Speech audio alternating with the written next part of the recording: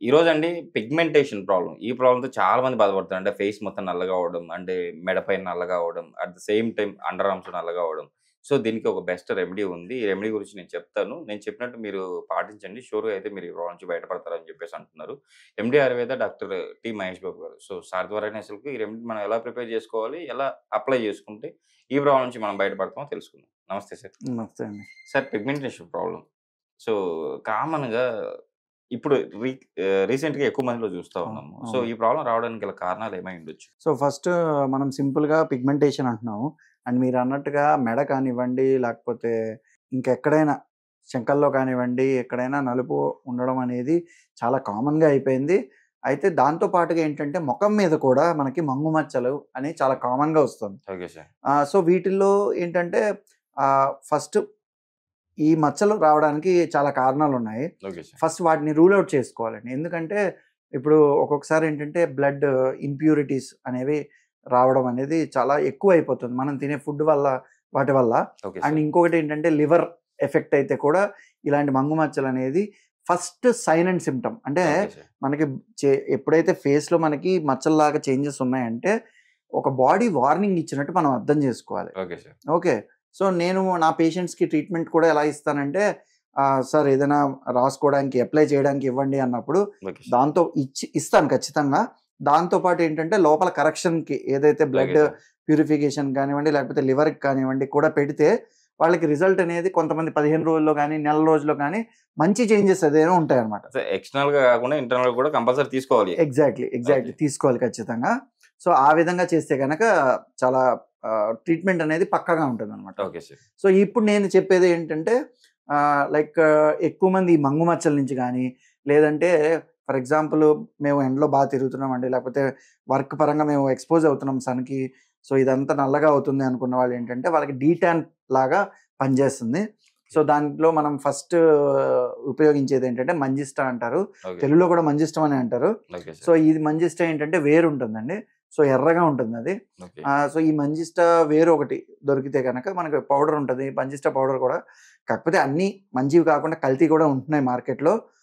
So, మేమేంటంటే అవి డైరెక్ట్‌గా మేము మొక్క నుంచి మేమే కలెక్ట్ చేసి చేస్తాము. సో, ఈ విధంగా మంజిష్టం ఒకటి తీసుకోండి. అండ్ ఇంకొకటి ఆరెంజ్. ఓకే మనకి సార్. అందరికీ బాగా తెలుసు కదా! సో, ఆ ఆరెంజ్ యొక్క బయట తోలు. తోలు ఉంటుంది కదా! యెస్. సో, అది నార్మల్‌గా ఆ పండు తినేసిన తర్వాత ఆ తోలు కూడా ఏంటంటే దాని నుంచి వచ్చే ఎసెన్స్ ఉంటది. దాంట్లో విటమిన్ సి అని ఉంటది. ఓకే ఇప్పుడు సార్. మీరు మార్కెట్‌లో కూడా చూస్తూ ఉండొచ్చు.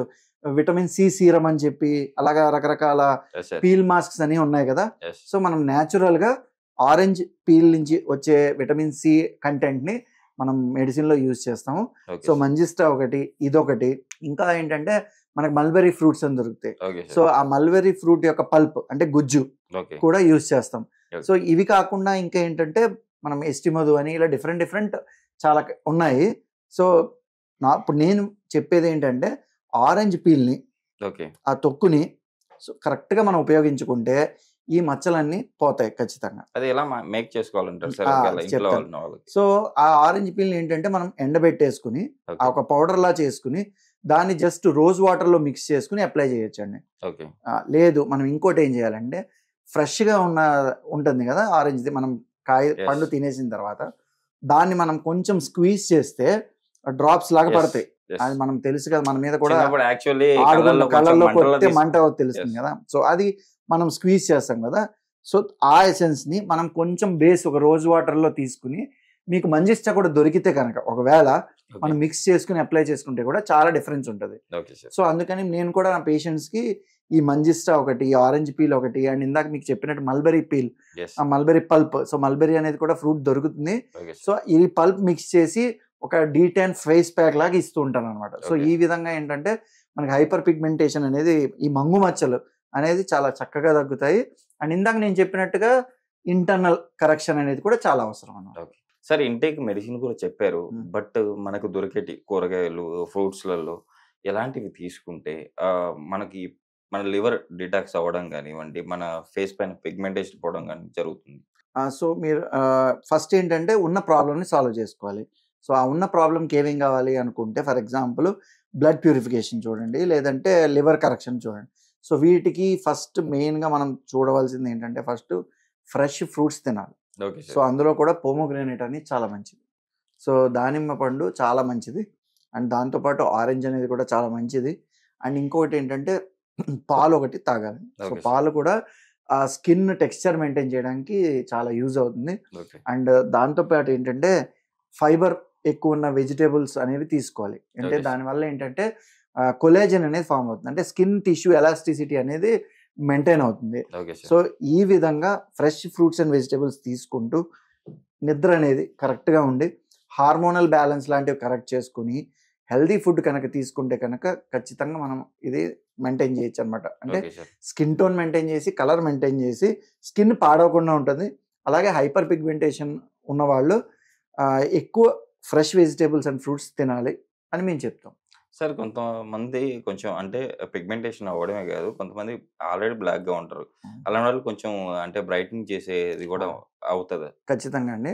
సో కలర్ అయితే పక్కాగా మారిపోతుందని మేము చెప్పము, చెప్పకూడదు కూడా. Okay sir. బట్ మీరు అన్నట్టుగా ఏంటంటే ఆ కలర్ యొక్క షేడ్ మారి ఓకే. కొంచెం బ్రైటన్ అయితే చేయగలం. లైక్ పాలిష్, షైన్ అనేది డెఫినెట్‌గా తెప్పించొచ్చండి. ఓకే. సో అండ్ ఏదైతే కంప్లీట్ డార్క్ షేడ్ నుంచి లైట్ షేడ్‌కి అయితే తీసుకొచ్చి కొంచెం బెటర్‌గా ఫేస్ కనిపించేలాగా డెఫినెట్‌గా మెడిసిన్స్ అండ్ ఈ ఎక్స్టర్నల్‌గా ఫేస్‌కి అప్లై చేసే క్రీమ్ అండ్ ప్యాక్ కూడా యూజ్ చేయొచ్చండి ఓకే ఖచ్చితంగా. సార్. ఆరెంజ్ పీల్‌తో మీరు ఫేస్ ప్యాక్ చేసుకోవచ్చు అని చెప్పేసి అన్నారు. రోజుకి ఎన్ని సార్లు అప్లై చేసుకోవాలి? ఎన్ని రోజులు అప్లై చేసుకోవాలి? సో ఫస్ట్ రోజ్ వాటర్‌తో నేను మిక్స్ చేసి చేసుకోమన్నాను కదా! సో అదేంటంటే రోజుకి ఒకసారి సరిపోతుంది. బట్ మీకున్న సివియారిటీ పట్టించి ఆల్టర్నేటివ్ డేస్ చేసినా సరిపోతుంది. ఓకే. సో అది పేషెంట్‌కి ఉన్న కండిషన్ పట్టించి రోజు చేయాలా, జస్ట్ ఆల్టర్నేటివ్ డేస్ ఈరోజు చేసి ఎల్లుండి చేయడం అలా చేసినా ప్రాబ్లమ్ ఉండదు. మనకి రిజల్ట్ అయితే కనిపిస్తుంది ఖచ్చితంగా. Okay sir. నిజంగా సార్, ఈరోజు మన ప్రేక్షకుల కోసం అంటే పిగ్మెంటేషన్ ప్రాబ్లమ్ నుంచి బయటపడడానికి చాలా చక్కటి రెమెడీ ఎక్స్‌ప్లెయిన్ చేశారు. అసలు ఎందుకొస్తుంది? ఇంటర్నల్‌గా మనం ఎలాంటి ఆహార నియమాలు పాటించాలి? ఇంటర్నల్‌గా ఎలాంటి మెడిసిన్ తీసుకోవాలి? చాలా చక్కగా వివరించారు. Thank you sir. Thank you.